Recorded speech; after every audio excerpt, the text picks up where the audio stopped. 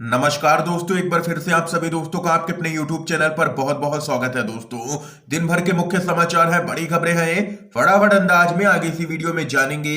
ये वो खबरें हैं जो गोदी मीडिया आप तक नहीं पहुंचाता है। तो वहीं दोस्तों, खबरों की तरफ बढ़ने से पहले आप लोगों से एक छोटा सा निवेदन है कि अगर आप लोग भी यूपी के आगामी विधानसभा चुनाव में भाजपा का सुपड़ा साफ होते हुए देखते हैं और एक सत्ता परिवर्तन की लहर को देखते हैं तो अभी इस वीडियो को लाइक कीजिएगा, चैनल को फ्री में सब्सक्राइब करके बेल के आइकन को जरूर दबाइएगा दोस्तों, और कमेंट बॉक्स में कमेंट करके अपनी राय जरूर बता सकते हैं कि आगामी विधानसभा चुनाव में यूपी के अंदर किस पार्टी की सरकार बनती हुई नजर आ रही है आप लोगों के अनुसार। तो आइए दोस्तों, पहली बड़ी खबर बताते चलें। लखीमपुर हिंसा में 5,000 पन्ने की चार्जशीट हुई है दाखिल। गृह मंत्री का बेटा आशीष मिश्रा ही है मुख्य आरोपी। आप लोगों को बताते चले, लखीमपुर हिंसा केस में उत्तर प्रदेश एसआईटी ने चार्जशीट दाखिल कर दी है। सूत्रों के मुताबिक 5,000 पन्ने की चार्जशीट में एसआईटी ने केंद्रीय गृह राज्य मंत्री अजय मिश्रा के बेटे आशीष मिश्रा को ही मुख्य आरोपी बताया है। इतना ही नहीं, एसआईटी के मुताबिक आशीष घटना स्थल पर ही मौजूद था और वहीं से पहले एसआईटी लोहे के बक्से में 5,000 पन्ने की चार्जशीट लेकर के लखनऊ कोर्ट पहुंची। चार्जशीट में पुलिस ने आशीष मिश्रा के एक अन्य रिश्तेदार को भी आरोपी बनाया है। और वहीं एसआईटी में शामिल एक जांच अधिकारी ने कहा है कि लखीमपुर के तिकुनिया में हुई हिंसा हादसा या गैर इरादतन की गई हत्या नहीं बल्कि हथियारों से लैस होकर के एक राय होकर के गंभीर साजिश के साथ किए गए हत्या के प्रयास की घटना है। और इस मामले में केंद्रीय गृह राज्य मंत्री अजय मिश्रा के बेटे आशीष मिश्रा पर यहां पर कई गंभीर धाराएं लगाई गई हैं। मुश्किलें बढ़ती हुई नजर आ रही हैं आशीष मिश्रा की, जिसको यहां पर एसआईटी ने मुख्य आरोपी माना है। इसके साथ ही एक और बड़ी खबर बताते चलें।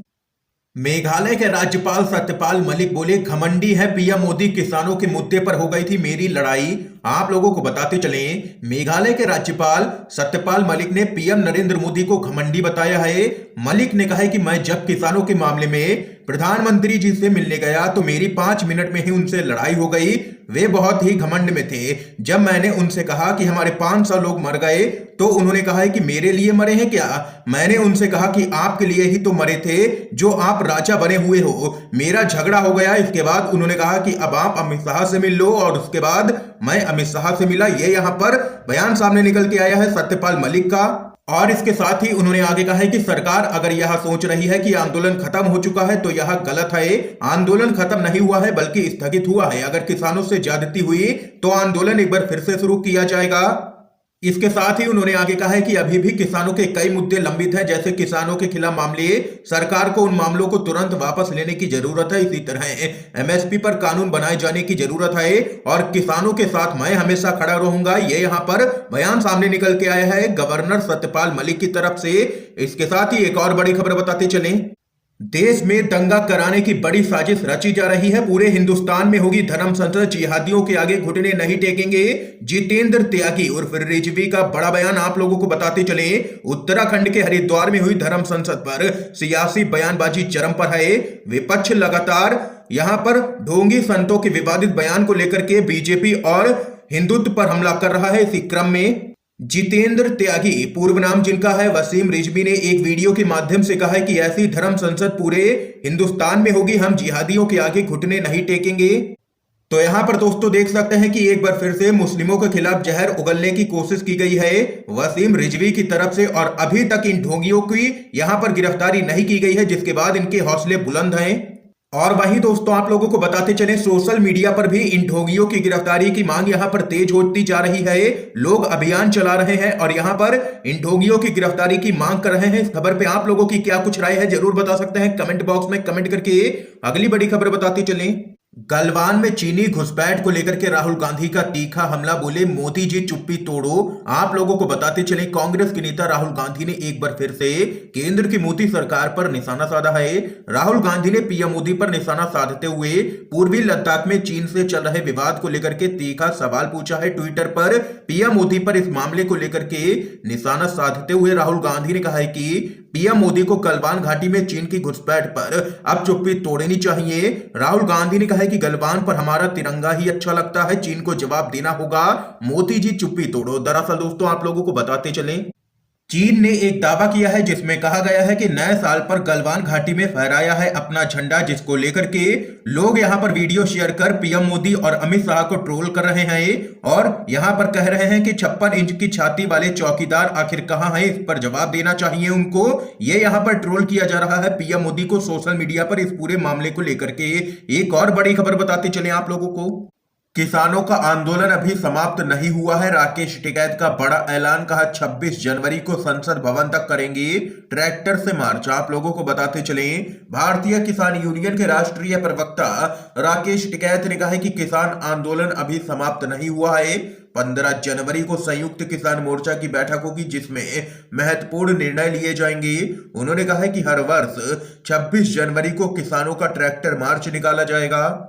इसके साथ ही राकेश टिकैत ने कहा है कि दिल्ली के बॉर्डर पर 13 महीने तक चला आंदोलन तो किसानों की ट्रेनिंग थी। अब हमें पता चल गया है कि सरकार ने अगर मांगे नहीं मानी तो हम जानते हैं कि जनवरी में और जून में आंदोलन कैसे करना है। किसान नेता ने सरकार को धमकी भरे अंदाज में कहा है कि अगर सरकार नहीं मानती है तो अब हम लाल किला नहीं नए संसद भवन पहुंचेंगे। ये यहां पर राकेश टिकैत ने मोदी सरकार को बड़ी चेतावनी दोस्तों दे दी है। एक और बड़ी खबर बताते चले, लखीमपुर खीरी हिंसा मामले में एक और किसान हुआ है गिरफ्तार। अब तक 7 किसानों की हो चुकी है गिरफ्तारी। जी हां दोस्तों, बड़ी खबर सामने निकल के आ रही है। एसआईटी ने लखीमपुर खीरी हिंसा में एक और किसान की गिरफ्तारी की है। पिछले साल 3 अक्टूबर को लखीमपुर खीरी में हुई हिंसा के दौरान भाजपा के 3 कार्यकर्ताओं की कथित तौर पर पीट करके हत्या करने के मामले में किसानों की गिरफ्तारी की जा रही है। लखीमपुर खीरी पुलिस और वरिष्ठ अभियोजन अधिकारी एसपी यादव ने कहा कि करीब 2 महीने पहले एसआईटी के द्वारा संदिग्धों की तस्वीरें जारी किए जाने के बाद से 22 वर्षीय गुरप्रीत सिंह फरार चल रहा था। लिंचिंग मामले में अब तक 7 किसानों को यहां पर गिरफ्तार किया जा चुका है। ऐसी खबर सामने निकल के आई है दोस्तों लखीमपुर खीरी मामले में जांच कर रही एसआईटी की तरफ से। इसके साथ ही एक और बड़ी खबर आप लोगों को बताते चलें, कांग्रेस का पीएम मोदी पर जोरदार हमला, कहा प्रधानमंत्री जी 2022 आ चुका है, किसानों की आय डबल होने के बजाय हाई डबल हुई है। आप लोगों को बताते चलें, कांग्रेस ने ट्वीट करके कहा कि 2022 में किसानों की आय डबल करने का सपना दिखाया गया था। रैलियों से खूब डबल आय का जुमला सुनाया गया था। प्रधानमंत्री जी 2022 आ चुका है, किसानों की आय डबल होने के बजाय हाई डबल हुई है।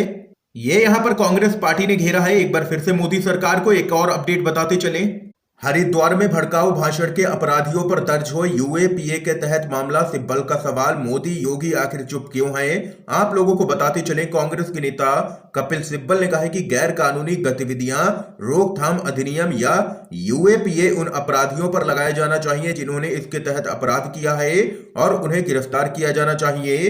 सिब्बल की यह टिप्पणी हरिद्वार पुलिस के द्वारा भड़काऊ भाषण मामले में और आरोपियों के नाम जोड़े जाने के बाद आई है, लेकिन किसी को भी गिरफ्तार अब तक नहीं किया गया है। पुलिस ने विवादित धार्मिक नेता यति नरसिंहानंद का नाम जोड़ा है जिन्होंने यहां पर एक समुदाय के खिलाफ भड़काऊ भाषण दिया था। दरअसल दोस्तों कपिल सिब्बल ने ट्वीट करते हुए कहा कि हरिद्वार में भड़काऊ भाषण से जुड़े मामले में आरोपियों का नाम जोड़ने का क्या मतलब है, उन्हें गिरफ्तार करें, उन पर यूएपीए के तहत तुरंत मुकदमा चलाएं। मोदी जी योगी जी आप चुप क्यों हैं, आखिर यह बताइए। ये यहां पर कपिल सिब्बल ने कहा है और जबरदस्त तरीके से बीजेपी सरकार को घेरा है क्योंकि अभी तक इस मामले में कोई भी गिरफ्तारी नहीं की गई है। एक और बड़ी खबर आप लोगों को बताते चलें, कन्नौज छापेमारी को लेकर के अखिलेश यादव बरसे हैं बीजेपी पर। कहा बीजेपी अल्पसंख्यकों की दुश्मन है, नहीं चाहती है जैन लोग तरक्की करें। आप लोगों को दोस्तों बताते चलें, बीजेपी पर हमला बोलते हुए अखिलेश यादव ने कहा है कि बीजेपी केवल विकास की ही दुश्मन नहीं है, ये अल्पसंख्यकों के भी दुश्मन है और इनको इसलिए अल्पसंख्यकों का दुश्मन कहता हूं कि जिस समय से ये सरकार में आए हैं दिल्ली की लोकसभा और उत्तर प्रदेश की विधानसभा में बैठने के लिए एंग्लो इंडियन लोगों के लिए जो आरक्षण था उस आरक्षण को समाप्त कर दिया है। और वहीं कानपुर और कन्नौज में इत्र व्यापारियों के यहां पर आयकर छापेमारी की चर्चा करते हुए अखिलेश यादव ने कहा कि ये लोग छापा इसलिए मार रहे हैं क्योंकि जैन समाज के लोग अल्पसंख्यक समाज से आते हैं, ये नहीं चाहते हैं कि जैन लोग तरक्की करें। ये यहां पर जबरदस्त हमला अखिलेश यादव ने बोला है योगी सरकार पर और केंद्र की मोदी सरकार पर लगाया है एजेंसियों का दुरुपयोग करने का आरोप। इस समय की दोस्तों आज की सभी बड़ी खबरें थी, मुख्य समाचार थे जो हमने आप लोगों तक पहुंचाए हैं यूएनवीडीवी के माध्यम से। अगर आप लोगों को यह वीडियो पसंद आया हो तो इस वीडियो को लाइक कीजिएगा, ज्यादा से ज्यादा इस वीडियो को शेयर कीजिएगा ताकि आप सभी के दोस्त भी मुख्य समाचारों को जान सके। वीडियो देखने के लिए दोस्तों आप सभी का बहुत बहुत धन्यवाद।